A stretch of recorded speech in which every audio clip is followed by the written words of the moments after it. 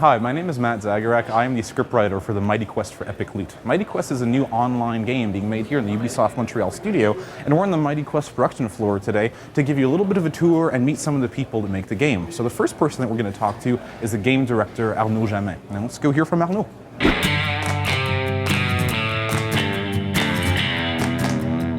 Donc mon rôle sur le projet, c'est de définir une vision pour l'équipe, mais de plus en plus, c'est d'écouter les idées de l'équipe et aussi les idées de la communauté qui émergent pour finalement enrichir la vision. Donc la force de Mighty Quest, c'est de mixer deux gameplays, un gameplay d'attaque hack and slash, addictif, avec des sessions courtes, et un gameplay de défense dans lequel le joueur va pouvoir utiliser sa créativité pour créer le château le plus meurtrier possible pour les joueurs qui vont entrer dans son château. The thing about video games, they actually can be pretty complicated to make. So that's why we're really lucky that we have really talented production people like my man JULIEN who's going to talk to us a little bit now about some of the planning and organization that goes into making a game like the Mighty Quest for Epic Loot. So the biggest difference between a free-to-play and a retail game is the fact that a free-to-play production is never over. We have to keep feeding the game with new content to keep it alive. Just like any other game, it can take years for a free-to-play to find the perfect balance in its core game loop. The Mighty Quest is currently in its closed beta phase, but for the team working on the project, the game has already been live over a year. And this all began with the first test when we invited our friends and family to play the game. The way the game evolves is that we release packs on a regular basis. So a pack is a definite number of features that were carefully designed and scoped by the team. They go live once every month, so this gives us just enough time to make significant changes to the game without asking our players to wait for too long for the next update. One of my favorite parts of the game is just how funny it is. Now the game's humor comes through in several ways. It comes through funny characters and dialogue, but also through a really funny visual art style. So now we're going to speak with Geneviève, who's going to tell us a little bit about what goes into actually making that good art.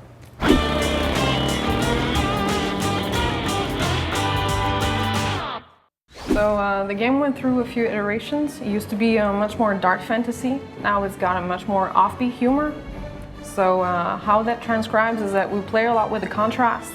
We play with proportions, but especially contrasts. For example, we've got the Cyclops. He's huge, he's badass, he's going to kill you. At the same time, he looks super dorky and picks his nose.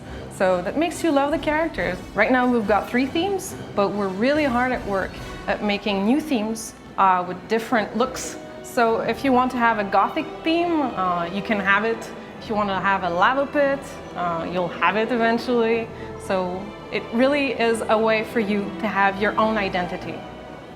So here's the thing. Mighty Quest is a free-to-play online game, but you got to keep the lights on in the studio as well as food on our table. So we're lucky to have really talented people like Maureen, who's going to talk to us in just a second, but all of the careful thought and consideration that goes into the game's monetization.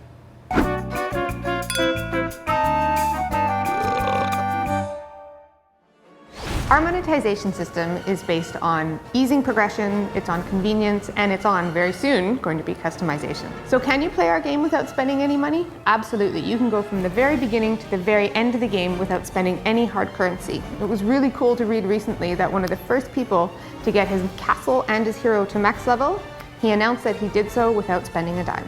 And what have we got for the most dedicated fans of Mighty Quest? Well, we have the 00 program. This is the original Opulencia program. It gets you early access to the beta, it gets you early access to the Mage, which is our newest hero, and I have to tell you, he's very cool and fun to play. And you also get exclusive early access to some really unique and cool monsters. Now we've really gone and saved the best for last. This last person is definitely the most talented, handsome, interesting, and funny person in the whole team. And it's going to be a real treat for you to hear him talk, I think. Yeah, it's going to be great. Well, I take my influences in my writing on Mighty Quest from all over the place. I'm a big fan of film, of books, of other video games, obviously, but there are some TV shows in particular that are a huge influence on the writing that I do, and it's TV shows that combine fantasy with crazy situations and clever dialogue. One interesting thing about the character archetypes and their personality is that all of the characters in the game, all the main heroes, are all based on modern day archetypes. So in the case of the knight, Sir Painhammer, well, when I was writing the character, I like to think of him as an NFL quarterback, sort of like this razzle-dazzle kind of football player.